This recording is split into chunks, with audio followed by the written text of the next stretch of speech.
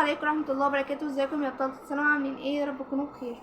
اهلا بيكم في قناتي، نورتوني وشرفتوني. ان شاء الله تكون سنة سعيدة عليكم وتمر بسرعة وتخلص وتكونوا في الكليات اللي نفسكم فيها وتحققوا احلامكم باذن الله. بس قبل اي حاجة وقبل ما نتكلم وقبل ما اقولك النصايح تمشي عليها علشان تكون ان شاء الله من اوائل ثانوية عامة باذن الله باذن الله باذن الله، ما تنساش تعمل لايك شير سبسكرايب قناة، تفعل زر الجرس عشان يوصلك كل جديد، وما تنساش تنزل تحت تكتب كومنت لطيف وتدخل الجروب اللي احنا هنعمله عشان نعمل كامبات ومسابقات علشان احمسكم فيها ونكون مع بعض من اول السنه باذن الله عشان ما نوقعش اي حاجه. يلا نبدا نشوف احنا هنعمل ايه واقول لكم التفاصيل كلها.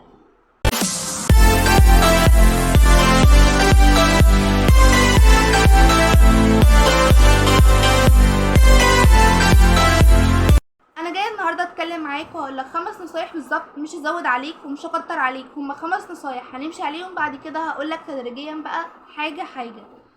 طب ايه اللي هتقوله لنا النهارده يا سلمى؟ اول حاجه هقولها لكم، لازم تواظب على صلاتك من اول السنه، ما تجيش لحد لحظه النتيجه او لحظه الامتحانات تقول انا هصلي انا هلتزم انا.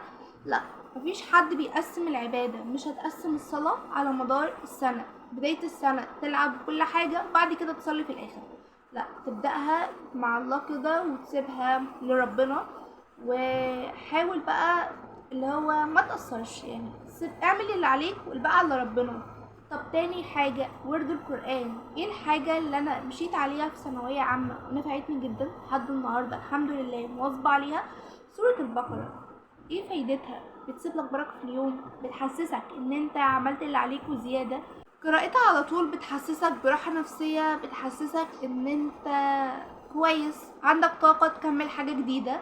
يبقى كده اول حاجه الصلاه، تاني حاجه ورد القران، تالت حاجه علاقتك باهلك. ما تقولش اصل انا في ثانويه عامه فاطلع غضبي عليهم واطلع كل اللي فيه عليهم. خليك فاكر ان مش انت لوحدك اللي بتحارب في ثانويه عامه، اهلك معاك واقفين في ظهرك، هما اللي مستحملين كل اللي انت شايفه. انت مش مضغوط لوحدك، لا، بيكون العيله بتاعتك مضغوطه معاك. فحاول تكون لطيف كده وكويس وخليها بداية جديدة وسنة سعيدة. خليك فيها تعمل ذكريات كتير مش هتلاقيها بعد كده على فكرة خالص. هي السنة دي الوحيدة، هي آخر بقى علاقتك بصحابك، آخر علاقتك بمدرسينك، بتسيب فيها أثر طيب. طب ايه الحاجة بقى اللي انا اعملها كمان؟ رابع حاجة، انت خلاص بدأت ثانوية عامة، سواء لو كنت بتشوف الفيديو ده بدأ او لسه ما بدأتش، حاول كل يوم. المستر في اول السنة او المس في اول السنة ما بتدكاش اكتر من صفحة ونص، صفحتين. مش هتيجي في اول السنة تديك درس كامل. طب ايه اللي هيفيدني بكده؟ خلاص انا جيت من الدرس النهارده ليه ما ذاكرش؟ طب انا خلاص، طب ما انا بذاكر والحماس واخدني اول شهر وبعد كده بيهبط. لا، الحماس زي ما هياخدك اول السنه يفضل معاك لاخر السنه. طب الناس اللي بتقولي ما تذاكرش في اول السنه علشان عزمتك هتهبط في شهر 2 وي وي وي، كل ده كده خالص. لا، بس حاول اللي هو ما تدخلهاش جد للدرجة، يعني ادخل عادي وذاكر واخرج وتفسح. كافئ نفسك. ازاي؟ انا هذاكر النهاردة الدرس ده، خلاص ذاكرته. كافئ نفسك، انزل اتمشى، اخرج، اقعد مع اهلك براحتك. لكن ما تقولش انا مش هذاكر وهركمه اليوم الجمعة، ويوم الجمعة بتجيب جمعة فبالتالي درس بيجيب درسين بيجيب 3، الدنيا بتزنق معاك. طب نيجي لاخر حاجة، اهم حاجة لازم تعملها، الواجب. طب المستر بيديني واجب كتير ما عنديش وقت اعمله. خليك عارف ان الاسئلة دي هي اللي بتثبت الدرس. بعد كده هيبقى معاك مصادر كتير تحل منها. مش هتبقى عارف تحل في ايه ولا تعمل ايه اللي هتستفاد منه وايه اللي مش هتستفاد منه.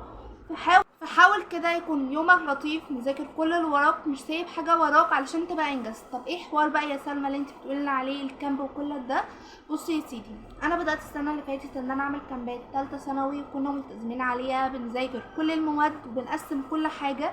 فانا ان شاء الله هعمل كده مع دفعتكم، هوفر لكم اي كتب انتم محتاجينها PDF، لان طبعا عارفين ان الكتب بقت غاليه واكيد هتحب ان انت تحل من اكتر من مصدر مش من مصدر واحد. طب ليه قلت لنا ان هي نصايح ثانويه عامه؟ بالذات اوائل الثانويه العامه، لان دي الحاجات اللي اجمعوا عليها اوائل الثانويه العامه. لو جيت تشوف اوائل الثانويه العامه 36 طالب هتلاقي الحاجات ال5 حاجات اللي انا قلتهم دول، ال5 حاجات اللي هم اجمعوا عليهم كلهم. طب ايه حوار الكم ايه حوار الجروب بقى، هتلاقي كل اللينكات موجوده تحت في الديسكريبشن بوكس، ممكن تدخل منها، هتلاقيني موجوده في اي مكان منهم، وهتلاقيني موجوده على طول في الجروب وباستمرار، وفي الكامب موجوده على طول.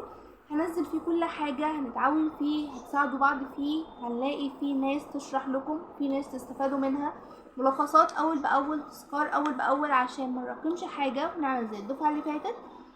أقول قولي هذا وأستغفر الله لي ولكم، والسلام عليكم ورحمة الله وبركاته.